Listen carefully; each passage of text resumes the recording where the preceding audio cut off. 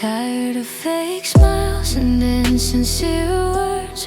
The world spins too fast for someone like me.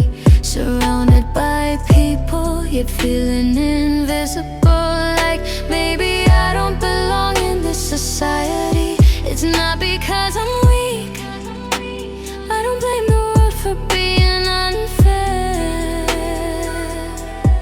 I just wanna breathe without competing with anyone.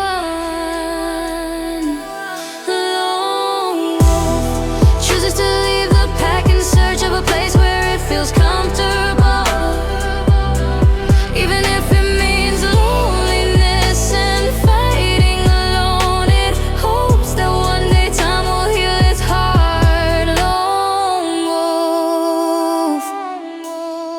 Yes, I don't hate anyone, I just don't like the pretense. I can't stand a society where I have to force a smile, having to compete, being strong and looking good in everything. Ultimately my true self is fading away. Perhaps silence is the best way to explain, because it allows me to hear my own voice clearly. Even if I have to live in loneliness, it's okay if no